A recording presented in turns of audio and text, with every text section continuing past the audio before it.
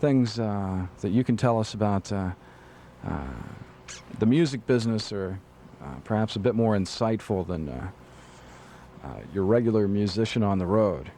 You've seen some other... you were just telling us you had, what, Helen Reddy? Yeah, that was our Did first... one of your songs? Our first record, yeah, that staked us out when we first went to California.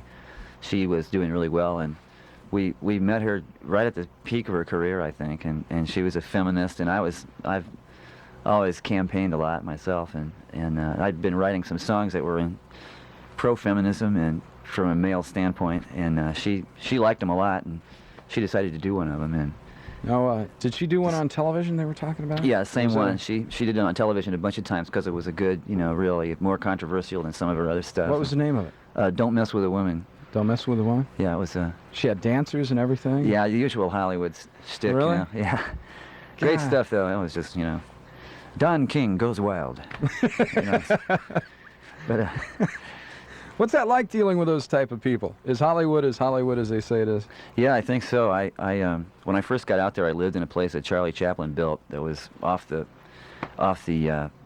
studios of Universal, and he built a rooming house, and then he lived in it for a long time, and he also used it as a movie set. And it was like a miniature-looking Dutch village, so that if you got a really tall guy in a monster suit, that he'd look actually bigger than he actually was, Wow. They did stuff like that in Alien, too. They do that in the movies sometimes. They use children to make the sets look bigger. You're a science fiction fan. Yeah, I sure am. All right. Good review on Dune?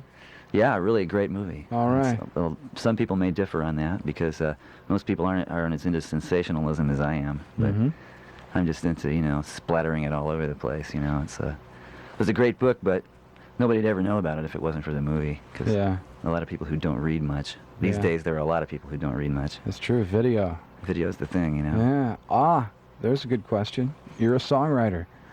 Yes. Some musicians have come out with some odd things to say about video now. Guys like Joe Jackson and Frank Zappa are saying that it's not good in some ways because people are got the wrong attitude when they sit down with a tune now. Well, Frank Zappa's never really been into media. Anyway, in general, he doesn't like it. So that naturally MTV or well, I have kids, so I mean, it'd be great if the Atlanta TBS station could have come out with their full-time music station, but they didn't because MTV bought them out. They gobbled them up. Yeah, they sure did. So there went that. But MTV is really for adults. I think it's the happening thing. If you like music and yeah. But it's Do you think about that now when you write? You still write tunes, I'm sure, all the time, right? Yeah, no, I don't think about that when I write. I write from a pretty much of a book standpoint. It's you hear a song and that's all you hear. You don't see anything to go with it. You make up your own MTV in your head. I'll ask you another stupid question. Oh no. No, not another one. No, they're not stupid. What makes a good one work? Why is it that some songs are magical? Well, I'll tell you what Philip Proctor told me. Presentation.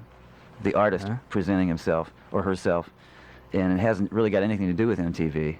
It's the artist's presentation, just the way they are. Just the way they... And you just film that. You can make it more. You can augment the whole thing with a lot of media tricks, but what's left there is still just the person, Yeah. Is that true of the music as well, besides the videos? Yeah, there's not much TV can do to mess with music, really. Music is so strong a force in the world. Do you think it takes what is it that just makes one song hit? There's probably no one answer, I'm sure. Honesty.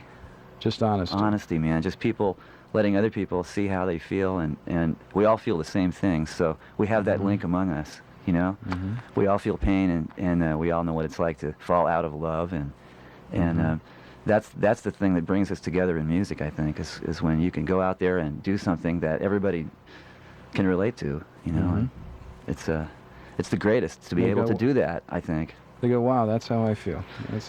Yeah, I think it takes a lot of giving to do that. Some people have more trouble than others doing that, but then, of course, the money doesn't matter. I mean, when you die, you end up, it averages out to $1.25 an hour anyway. So no matter how much you make. Yeah, that's true. You can't take it with you. So what about once you get a song covered by somebody? Okay, and they make it. Does that change your attitude towards the next time you write a tune? You go, God, have you ever written a tune for someone else to record besides Curtis Brothers that you Not especially for someone else. No? I write stuff for thinking about the group, and in our presentation, and sometimes it crosses over. It fits in with somebody else's idea of what they want to do. Hopefully, it fits in with a lot of people, you know, ideas about what things can be. You know, it's I'm hoping I'm on the right track somewhere. You know. That's true. Well, if it would work for you, it would work for someone else, I'm sure. Oh yeah, sure. Yeah. There's lots of room. The thing about the music scene in the United States that's so cool is that there's always lots of room for new people, and all you have to do is be able to take a little abuse, and you're on your way. What about writer's block? You ever have to deal with that? Or you just couldn't write anything for a period of time? Yeah, well, I was alcoholic for almost 20 years, and I just quit about 2 years ago. And I had I had writer's block more while I was loaded all the time than I do now. I don't have any problem with it anymore. I just write like mad all the time, and it all seems to come out pretty good. And before, I used to have a lot of trash. You just take out the trash every once in a while, be all these lyrics and dump it in the dumpster, you know. And my brother used to go through my trash, you know, to look for lyrics, and he'd pull out stuff that he wanted, you know. And, all right. But now your brother's out right now. Mike Curtis is out with. He's with Hoyt Axton. They're finishing up American Dreams, which is a new album they're making. And ought to be a real good album too for him. He's gonna get any tunes on there? Is Hoyt's a writer though? Right? Yeah, Hoyt's pretty much your bear of a writer. He's written just about everything in many different markets. He's covered a lot of markets. He's probably the only guy that's ever done that in the United States, I think. Hoyt's quite a storyteller too. Boy, that's for sure. He was. It's funny that he was in Gremlins. He was in that movie. Yeah, he was. But Hoyt, I saw him on Carson once. Tell some monster. What is it?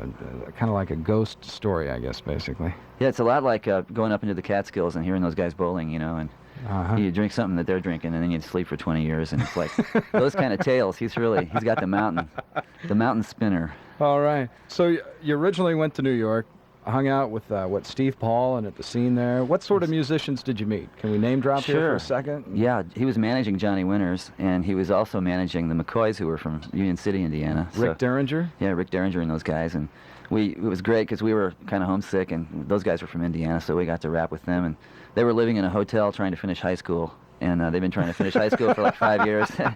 Rick never did grow up, did he? No, no, it's amazing, and there were a lot of people that played down there.